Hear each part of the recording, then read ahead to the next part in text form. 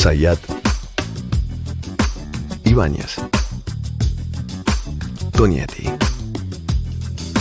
Truco Gallo.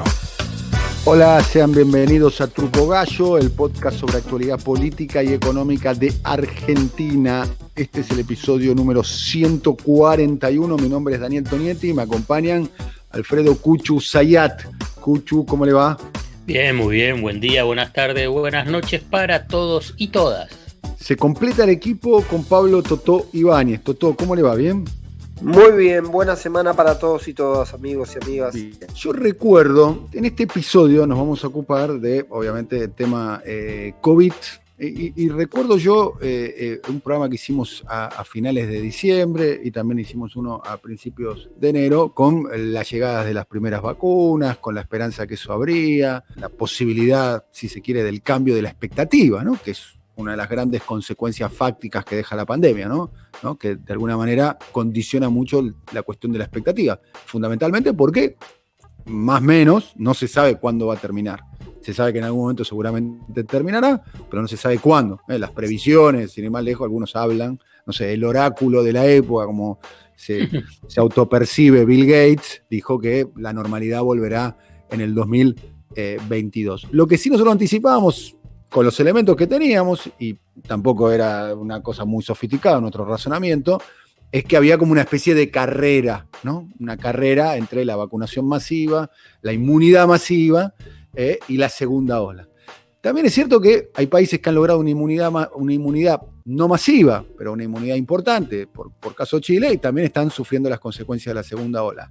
Ni hablar lo que sucede con la variante P1 o la variante Manaus de Brasil. Brasil está teniendo una situación que también nosotros relatamos hace algunas semanas atrás, que fue descrita como una cámara de gas a cielo abierto, digamos, como una especie de consecuencia como de un campo de concentración.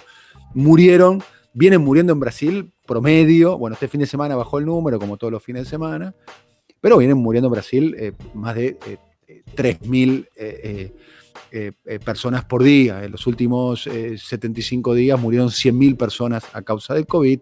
Está absolutamente colapsado gran parte del sistema sanitario público y privado en Brasil. Esto provocando crisis políticas, consecuencias económicas. La última novedad en el día de hoy: acaba de renunciar un hombre clave del gobierno de Jair Bolsonaro, como es el canciller Ernesto Araujo, un hombre muy pro-Trump, muy pro-norteamericano. Está, entre otras cosas, la renuncia tiene que ver porque está acusado de entorpecer las llegadas de diferentes vacunas a Brasil. También la situación en Uruguay, ¿no? En Uruguay están sufriendo duro la consecuencia de la llegada de lo que se conoce como la segunda ola. Y Argentina, estamos en una línea de ascenso con una vacunación que está a un ritmo lento pero sostenido, digamos. El ritmo no es el ideal, inclusive comparado con países de la región, tampoco es el de los peores, hay que decirlo, y todo indicaría que estamos, así como estaba la figura que yo elegí para relatar en aquel momento, una carrera de dos autos entre la vacunación y la llegada de la segunda ola. Ahora noto de alguna manera que la Argentina está yendo en su tablita de surf, o en su tabla de surf, o en su velero, depende de la denominación que querramos, está yendo hacia la segunda ola, o surfeando a la segunda ola. Y pareciera ser que la comunicación del gobierno va en ese sentido, o por lo menos la interpretación que yo hago es la cadena nacional del presidente, donde no hizo un anuncio muy importante, pero ya la propia escena, digamos, el medio es el mensaje en este caso, ¿no? Un presidente en una cadena nacional anunciando sobre algo que tenga que ver con la vacuna, mejor dicho, con la pandemia, pareciera ser que le da gravedad al asunto y anunciando de alguna manera que la situación está grave o que se viene la segunda ola y las vacunas escasean en el mundo. Y después el anuncio ya sobre el fin de semana de dos figuras clave, dos cartas bravas en las 40 del mazo del gobierno, ni más ni menos que su jefe de gabinete y una ministra muy importante como Carla Bisotti, anunciando el teletrabajo para los empleados públicos nacionales, que no es un anuncio muy importante. A mi gusto me sabe a poco para un anuncio de la envergadura de dos funcionarios como Cafiero y Bisotti, pero me parece que ahí también el mensaje es como empezando a preparar el terreno sobre una situación que, insisto, pareciera ser que llegará, vaya a saber cuándo, 3 semanas, 4 semanas, un mes y medio, ojalá que no llegue nunca, dicho sea paso, pero lo que es las consecuencias de la segunda ola. Y los interrogantes que surgen, ¿será como la primera? ¿Habrá confinamiento? ¿Habrá toque de queda? ¿Habrá retenes policiales chequeando permisos por las calles? ¿Está la economía en condiciones de eso? ¿Está la sociedad en condiciones de eso? ¿El sistema sanitario resistiría una segunda ola? ¿O se vivirían situaciones de estrés? Como se vivieron en pocos casos, ¿no? También es cierto que la primera ola, situación de colapso, fueron un momento en Jujuy, un momento en Confluencia, en la provincia de Río Negro, y no recuerdo que hayan faltado camas o que hayan faltado respiradores. Pablo. Bueno, varias cosas, tomando un poco la posta que vos decís. Primero, para mí, una primera distinción que hay que hacer respecto a Brasil y a Uruguay, en relación a la Argentina, es que ellos están efectivamente todavía en una primera ola, porque la ola de ellos arrancó después que la nuestra.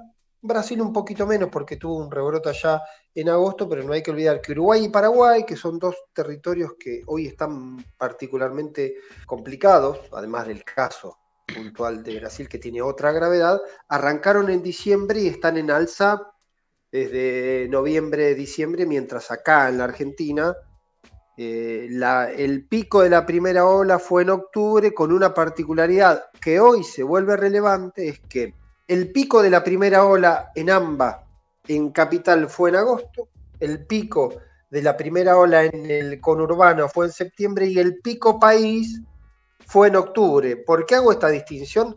Porque el momento en que la Argentina llegó a los 18.304 casos, que fue el día que confirmó más contagios, en ese momento estaba en baja la curva en la ciudad de Buenos Aires y en el Gran Buenos Aires. En el AMBA estaba en baja, pero había crecido de manera exponencial. Recordarán ustedes, día que, por ejemplo, en Santa Fe había 2.500 casos, 2.800 casos, que en Córdoba similar. Es decir, la secuencia de que el imaginario de que por país hay una sola ola o hay una sola curva también es un dato para tener en cuenta. ¿Por qué lo advierto esto en este contexto y en este escenario? Me parece interesante porque ahora lo que empezó a ocurrir de manera muy intensa es el crecimiento en esta última semana de los casos en el AMBA. En Capital Federal particularmente se llegó a los 1.600 casos, que si no me equivoco, no quiero equivocarme en la estadística, pero si no es el caso más alto de días, de casos confirmados por día, está ahí respecto a la secuencia histórica de la ciudad de Buenos Aires. Y en la provincia de Buenos Aires saltamos a una media superior a los 5.000, que era un número que teníamos allá por septiembre, después de haber el pico y haber empezado a bajar. Entonces digo, para tomar un poco los escenarios de la primera, segunda ola y demás. Ahora nosotros efectivamente, si lo comparás con la mayoría de los países, estamos entrando después del rebrote de enero en lo que evidentemente puede leerse como una segunda ola. Punto 1. Está la carrera por la vacunación, me voy a meter en un ratito, quiero hacer una distinción nada más respecto a los anuncios de medidas y lo que está pasando en el gobierno, dónde está el proceso hoy, la mirada en el gobierno, y después me voy a meter en una proyección interesante que me hicieron, una explicación interesante que me hicieron sobre la segunda ola. Me detengo en los anuncios. El anuncio de este domingo tiene dos particularidades. Una primera particularidad es que se anunciaron medidas que hace 3 días atrás o 4 días atrás no estaban ni siquiera en el radar. Cuando el viernes se decidió, cuando el jueves en realidad se anuncia el cierre de los vuelos de Brasil, Chile y México, 72 horas antes se estaba discutiendo si era posible reducir la frecuencia semanal a 2 vuelos. Es decir, la dimensión de la crisis y la velocidad de la crisis hizo posible que medidas que en un momento no parecían inmediatas, a los 2 días se convirtieron en medidas concretas, anuncios concretos y decisiones concretas. ¿Por qué digo esto? Porque también está demostrando, por un lado, que la velocidad de la pandemia está yendo más rápido que lo que el gobierno en su momento tenía proyectado o estaba estimado. Y lo digo también para entender que si bien hoy parece que la medida restrictiva posible, más al alcance de la mano, y que ya se está hablando, que incluso hubo una medida o un anuncio o la posibilidad de una medida de este tipo en provincia de Buenos Aires, que todavía, mientras estamos grabando, lunes 2 de la tarde, este podcast todavía no está decidido, va a tener que ver con la restricción de lo que genéricamente podemos definir como ocio. Salidas a bares, salidas a restaurantes, teatros, cines y toda la actividad básicamente nocturna. Está comprobado que ese, ¿sí?, es uno de los factores de contagio, y que los dos factores principales de contagio siguen siendo las reuniones familiares o las reuniones sociales, donde se flexibilizan las medidas, se come, se toma, se charla, se pierde el distanciamiento y demás.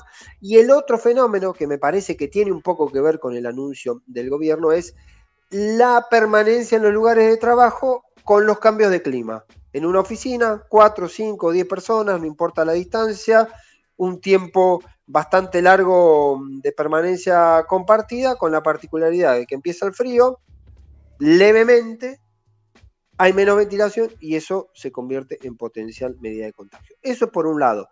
Si bien la medida de la semana pasada tuvo que ver con la restricción fronteriza para postergar lo que parece inevitable, que es el ingreso de las otras cepas, aunque ya hay indicios de cepas de Manaos, que es la más brava, que haya habido algunos contagios de circulación comunitaria. Si bien esa medida tuvo que ver con lo restrictivo de afuera, la medida del domingo tuvo que ver con dos cuestiones. Una, tratar de dar una señal de advertencia del gobierno de que efectivamente el tema está complicado. La otra medida es tratar de reducir la circulación, ¿sí?, para sacar gente del transporte público, básicamente. Por eso el gobierno puede decidir sobre su personal y pide que adhieran las provincias, 13 provincias y 45 municipios que están en condiciones similares. Por lo pronto, algunas ya dijeron que sí y otras ya dijeron que no. Y la otra cuestión que a mí me parece relevante en este contexto y tiene que ver con el cortoplacismo y con la dinámica de la pandemia y el dato de la no afectación en lo posible a la economía del gobierno. Toma esta medida para dar una señal, para pedir cuidados y para no romper todavía el fin de Semana Santa, en lo que tiene que ver con el turismo. Eso está claramente definido así. Hubo reuniones durante el fin de semana y conversaciones durante el fin de semana específicamente en ese sentido. No podemos romper ninguna acción que tenga que ver con Semana Santa. Uno podrá objetar o no objetar esa decisión, la pongo sobre la mesa como una información, como un dato que tiene que ver con eso particularmente. Dicho esto, si alguien quiere hacer alguna observación, que la haga ahora o que calle para siempre, y me meto en el diagnóstico de la segunda ola. No sé, Alfred, Dani, si quieren meter algún detalle. No, vinculado con el tema económico, y yo creo que todo, incluso también oposición y gobierno nacional, todas las medidas están vinculados con que ya es un año electoral. Me da la impresión. Entonces, está claro que el gobierno, el tema económico no lo va a restringir, y por el otro lado, el gobierno de la ciudad, o si querés la oposición, va a hacer lo opuesto o va a tener un discurso que va a desafiar al gobierno nacional. Por ejemplo, lo que está vinculado con una medida menor, muy menor, que es la de el teletrabajo de los trabajadores estatales. El gobierno de Rodríguez Larreta dijo no la acata, no la acompaña. Y así va a ser, me parece, un tira y afloje vinculado con el tema sanitario, teniendo en cuenta la pandemia. El dato ese yo creo que va a ser clave. Me parece, y agrego un Pablo, elemento más a lo del domingo, al anuncio del domingo, que tuvo que ver con el turismo y las señales respecto a la economía. También el domingo una señal clara respecto a lo referido a las clases. Yo lo hablaba un rato antes de la grabación con Alfredo, esta historia de que también es difícil imaginar, sin afectación de clases, con la circulación, que eso, con la cantidad, con la presión que le mete a la circulación del transporte público y sin afectación de la economía, también parecen muy acotadas las medidas respecto a restricciones, más allá de lo que tiene que ver con lo nocturno, con la nocturnidad, con el ocio, con algunas limitaciones fuera de horario y con alguna medida induciendo, desaconsejando las reuniones sociales, ¿sí? Que me parece que son las 2 o 3 cuestiones básicamente para tener en cuenta eso. Dani, ¿vas a decir algo vos? Lo que se está viendo con respecto al tema económico, recién Alfredo planteaba claramente, estamos en un año electoral. Ya, a ver, parece una manera, el año pasado era la Copa Mar del Plata, se jugaban amistosos, Horacio de acá, Alberto de allá, sonrisa, amistosos, digamos, ¿no? Ahora se está jugando por los puntos.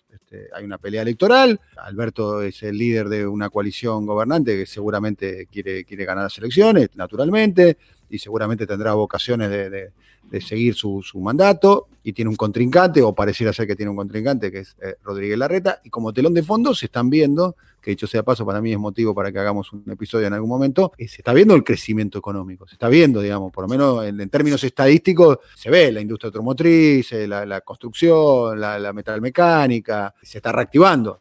Dani, lo que sí creo yo, perdón, Sí. porque me parece, digo, para no, está buenísimo meternos en algún momento con la cuestión de economía, y yo me metería en algún momento particular con el tema de pandemia en tiempo de elecciones o campaña en tiempo de elecciones, ¿sí? Porque también ese discurso, lo que yo advierto en esa cuestión, que también depende, y por eso me quiero meter en lo de la segunda ola, eso también, ese juego de las posiciones de la política, de lo que yo digo y lo que yo hago, y el tiroteo también va a estar muy encima del efecto y del alcance de la pandemia. Digo, yo no sé cuántos márgenes para jugar, y acá ya me meto directamente en las prospecciones de la segunda ola en Argentina, no sé cuánto margen para jugar con la política va a haber si efectivamente vamos a una segunda ola, y acá voy al punto, que va a ser claramente peor que la primera, porque en todos los lugares del mundo fue peor que la primera.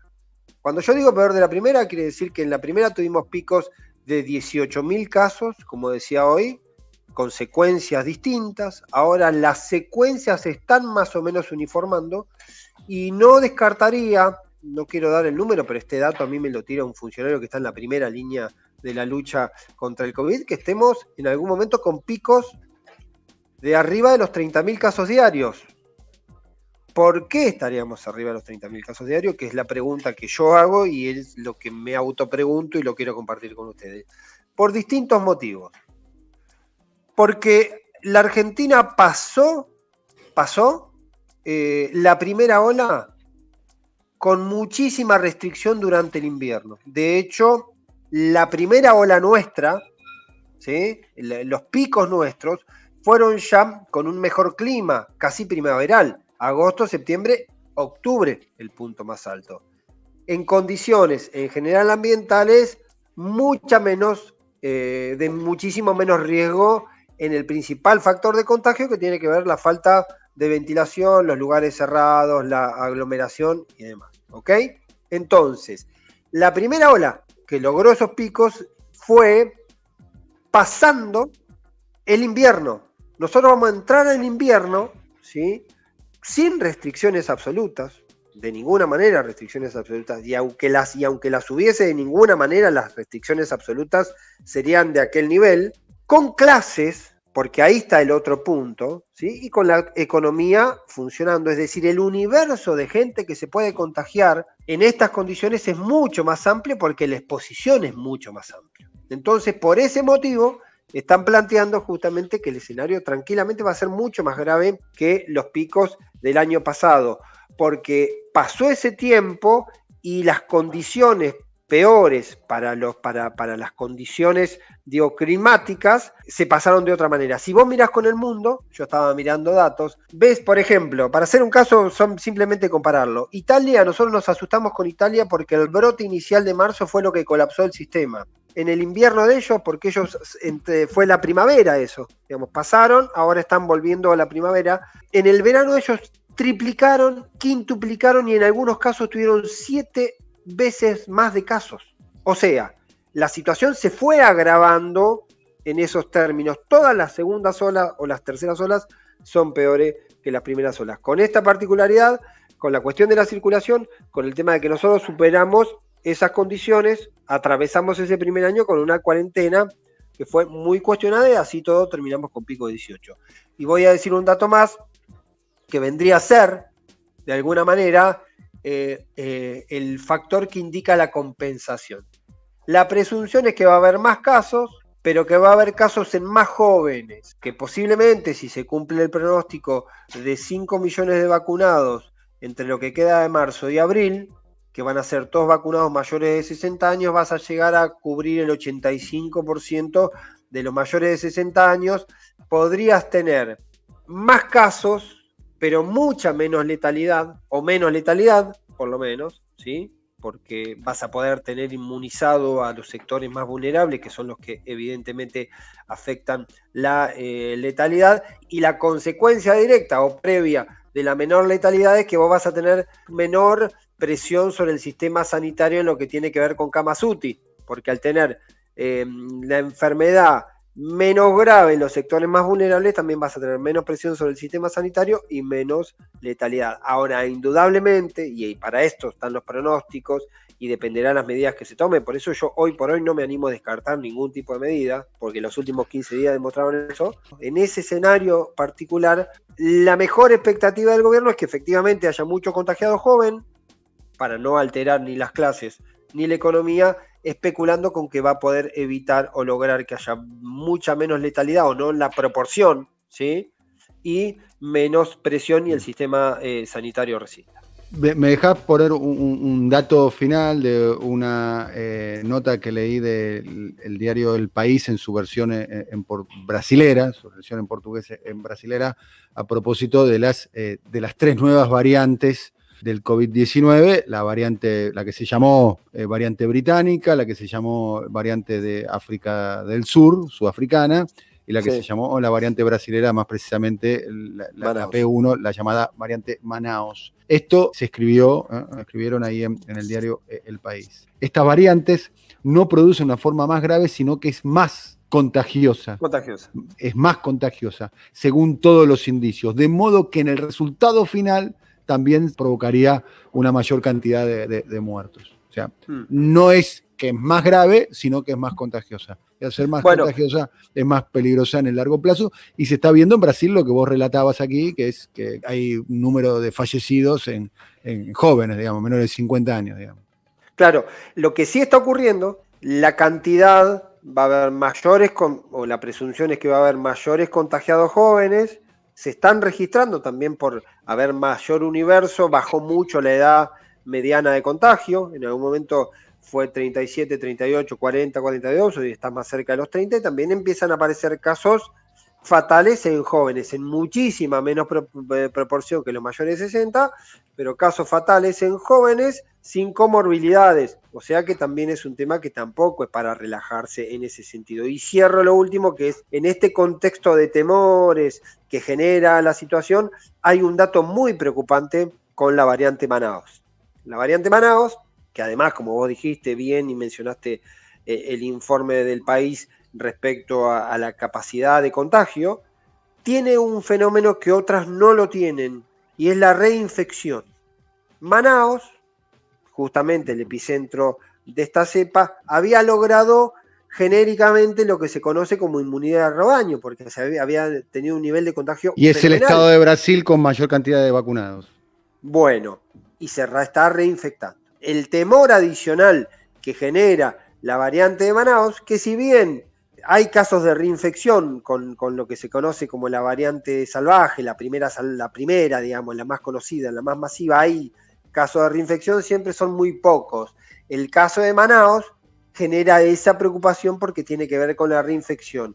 Y si bien, para cerrar, la británica se estudió específicamente de Oxford, y por lo menos la AstraZeneca, que va a estar llegando acá, tiene efecto sobre la de Oxford, no está del todo claro porque no hay todavía estudios del todo certeros respecto al efecto con la variante de Manaus. Y te cierro un dato más, son 1000 datos, pero bueno, lo agrego. Brasil vacunó mucho, Chile vacunó mucho, Uruguay vacunó mucho, pero hay un dato que no es para hacer una comparación de ninguna manera.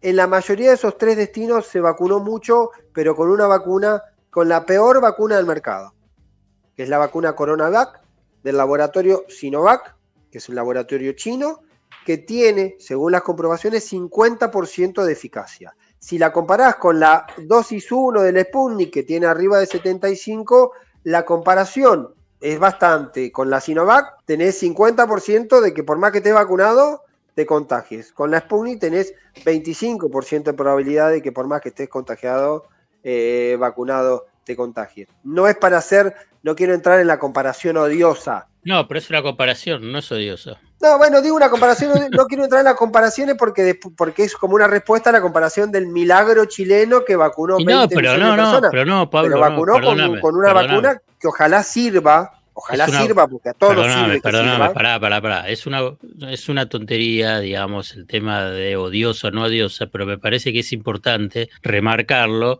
porque es un tema de información. Por eso te digo que me parece relevante. Si permanentemente te están bombardeando diciendo que todos los otros lo hacen bien, vos lo haces mal, digamos, en realidad es información que es importante difundir. Bueno, para contarlo como contexto de funcionamiento con la vacunación, deseando siempre que haya la mayor cantidad de vacunas disponibles, que en la medida que mejor vacune Uruguay, mejor vacune Paraguay, Brasil, Chile, todos los países, va a ser, globalmente se va a estar en mejores condiciones para enfrentar la pandemia. Pero simplemente como detalle y con preocupaciones respecto a la vacunación, la velocidad de la vacunación y el efecto de la vacunación. Un datito que me había quedado pendiente es el Amazonas. El estado de Amazonas en Brasil es el estado número 1 en porcentaje de vacunación.